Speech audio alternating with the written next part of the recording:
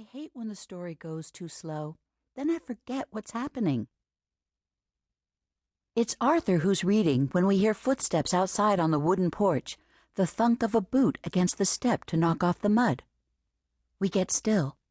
The man coming through that door understands that Miss Leslie don't like dirt in her classroom. We know who it is. We know what he's going to say. I sneak a peek at Arthur, who's put the book down. For once. Miss Leslie has her ruler raised, and suddenly she stops moving too. The door opens. French Johnny pokes his head in first, almost like a little kid asking permission. He went to this school himself. He knows how hard the benches can be after a day of sitting. He knows every hook by the door and the way the handle of the coal stove wriggles out and slams to the floor when someone ain't paying mind. French Johnny is the second hand at the mill. He's in charge of the spinning room, where my mother runs 6 frames. He's come up the hill in his white apron to get a mill rat. That's what they call the kids who work in the mill. We all end up as mill rats. Yes, Miss Leslie says with no respect in her voice. She might as well be talking to a second grader like my brother Henry. Come for the boy, says French Johnny. He sounds like he don't want to be here. He knows she won't let this one go without a fight. Truth is, she argues with him over every single one of us. Well, you can turn around and walk right out of here. You're not taking him, says Miss Leslie, keeping her back to barrel-bellied French Johnny. She's acting as if he's no bigger than one of those sow bugs come out of the woodwork this time of year. Class, I want you to pay attention to the board. We're going to make the sound of these 2 letters. Her ruler smacks the CH. Ch, she says to the younger ones. Repeat after me. Ch.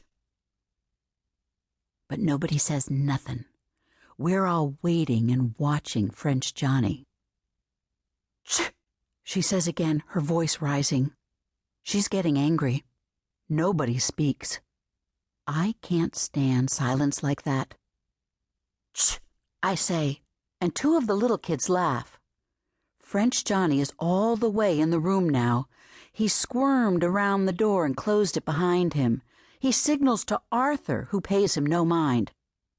Monsieur Jean, says Miss Leslie, you have not been invited into my classroom. Now, Miss Leslie, don't give me trouble this morning. You know he's got to go. He's the only man left in the house now, and his mother needs him to doffer frames. He'll come back when the work slacks off. Miss Leslie whirls around. Her eyes are shooting fire. You say that every time. I do believe lying is still considered a sin in your religion and in mine, monsieur. The way she says Mr. in French makes it sound dirty, and French Johnny flinches almost like he's been smacked with the ruler. The work never slacks off. In the summer when the river drops it does, says French Johnny. But we all know that's lame. That's not going to get him anywhere with Miss Leslie. Do you have papers for him? She asks. You know the law, don't you, monsieur? No children under the age of 15 while school is in session. Where are his papers? She's facing him full on now. Don't take me for a fool, monsieur. That dirty word again. The ruler rises up, points at his belly. The work is never going to slack off. She takes a step toward him. French Johnny holds his ground, but he's keeping an eye on her. Arthur Trottier is my best student. He could be a teacher, or a manager, or even a lawyer someday, so long as you leave him be, because we both know the only way he will ever come back to this school is when your machine spits him out, like Thomas there. Without turning or even looking behind her, she moves the ruler around until it's pointing at Thomas Donahue, the biggest boy in the class, who's scrunching himself down in the back row trying to hide. All heads swing with the ruler, as if we got no power on our own to decide where our eyes should go. Last summer, Thomas was fooling around when they were moving a big new spinning frame into the room. He slipped in the grease, and the gearbox got rolled right over his bare foot. By the time they lifted it off him, harm was already done.